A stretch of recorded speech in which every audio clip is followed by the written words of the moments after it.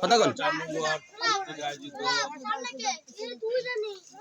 পারিবারিক গিফটের বিতরণ এবং মিলন ভাইয়ের পক্ষে দানশীলের পক্ষে ঐক্যবদ্ধভাবে আমরা সবাই মাঠে নেমেছি।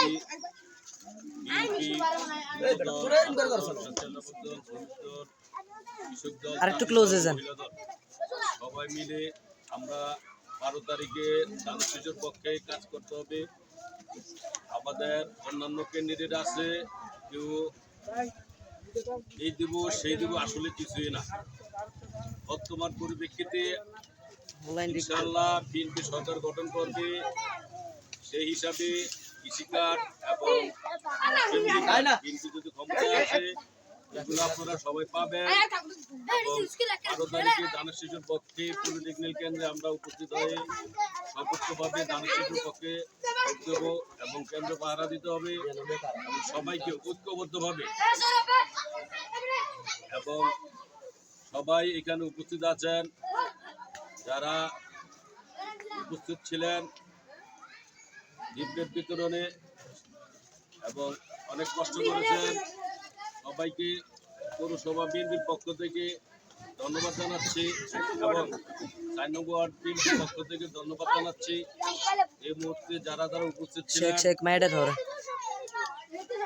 4 নং ওয়ার্ড বিএনপি যুব দলের নেতা জনাব মুস্তার হোসেন এবং স্বেচ্ছাসেবক দলের মোস্তফা, পৌর শ্রমিক দলের সভাপতি মিজানুর রহমান মাতাব্বর, পৌরসভা শ্রমিক দল যুব দলের সিনিয়র যুগ্ম সাধারণ সম্পাদক শরীফ হোসেন, শ্রমিক দলের আব্দুর রশিদ, বিএনপির নেতা কবির হোসেন, পাটোয়ারি জাকির, রাসেল, আরো অন্যান্য নেতৃবৃন্দ, সুমন, মালেক, মুখলেস, সবাই উপস্থিত ছিলেন, সাইফুল সহ বাবুল, অনেকেরই নাম, সবার নাম আসলে ঐক্যবদ্ধভাবে শ্রমিক দলের নেতা বিল্লাল সহ সবাই আমরা ছিলাম এবং আগামী দিন যে অংশ বাকি আছে আমরা সেই অংশে সবাই নামবো এবং ঐক্যবদ্ধভাবে আমরা কাজ করতে হবে। এই আশাবাদ ব্যক্ত করি। ভোট দিবেন কিসে?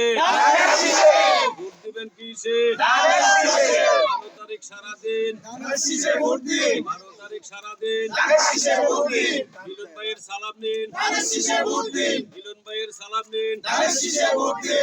এই বলে আমি আবার সংক্ষিপ্ত বক্তব্য শেষ করলাম। আল্লাহ হাফেজ।